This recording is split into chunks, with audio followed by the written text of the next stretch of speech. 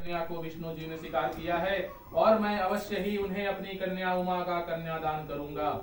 यह सुनिश्चित हो जाने पर नारद जी ने बैकुंठ पहुंचकर श्री विष्णु भगवान से पार्वती जी के विवाह का पूर्ण होना सुनाया। इधर महाराज हिमांचल ने वन में पहुंचकर पार्वती जी को भगवान विष्णु के साथ विवाह होने का निश्चय हो चुका ऐसा सुनाया। ऐसा सुनते ही पार्वती जी को महान दुख प्राप्त हुआ। उस दुख से व्याकुल होकर तुम अपने सखी के पास पहुंचकर विलाप करने लगी।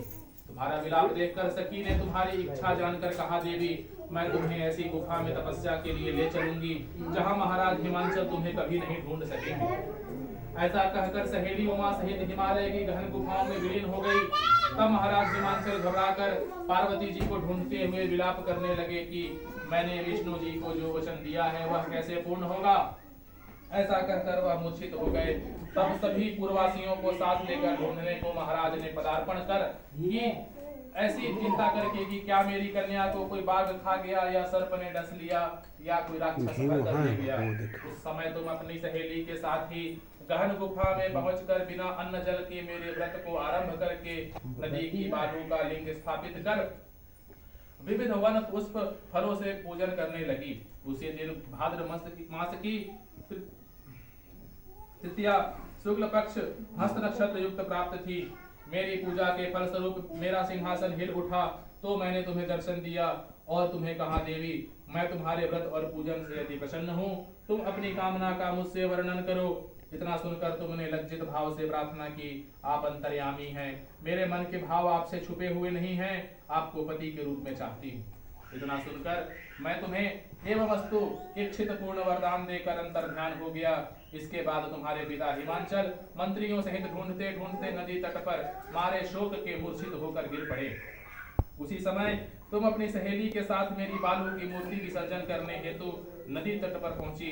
उसी समय तुम्हारे नगर निवासी मंत्रीगण सहित हिमांचल तुम्हारे दर्शन कर अति प्रसन्नता को प्राप्त हुए और लिपट कर रोने लगे और बोले, उमा तुम इस भयंकर वन में कैसे चली आई जो अति भयानक है, जहाँ सिंह बाघ जहरीले भयंकर सर्पों का निवास है, जहाँ मनुष्य के प्राण संकट में पड़ सकते हैं। इसलिए हे पुत्री, इस भयंकर वन को त्याग कर तुम अपने गृह को प्रस्थान करो।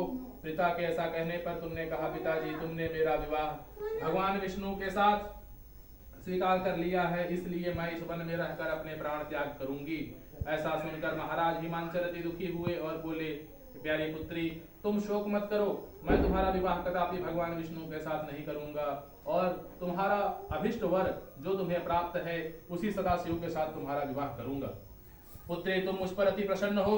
तब सहेली के साथ नगर में उपस्थित होकर अपने माता और सहेलियों से मिली। कुछ समय बाद शुभ मुहूर्त में तुम्हारा विवाह वेद विधि के साथ महाराज हिमांचल व महारानी मैना ने मेरे साथ करके पुण्य अर्जन प्राप्त किया।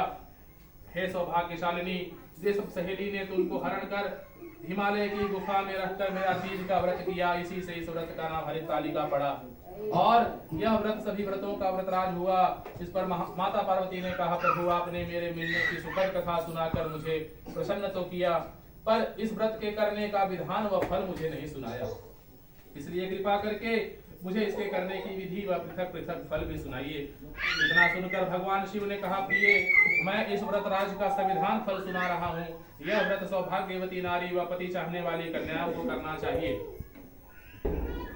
यह व्रत भाद्र पद के शुक्ल पक्ष की द्वितीया के शाम को आरंभ कर तीज का व्रत धारण करें। यह व्रत निराहार बिना फल आहार और निर्जला रहकर करना चाहिए। भगवान शिव पार्वती की प्रतिमा सुवर्ण की स्थापित करके केले पुष्प आदि के खंभे स्थापित करके रेशमी वस्त्र के चंदोवा तानकर बंधनवार लगा करके शिव का बालू का लिंग स्थापित करके पूजन वैदिक मंत्र स्तुति गान वाद भेरी शंख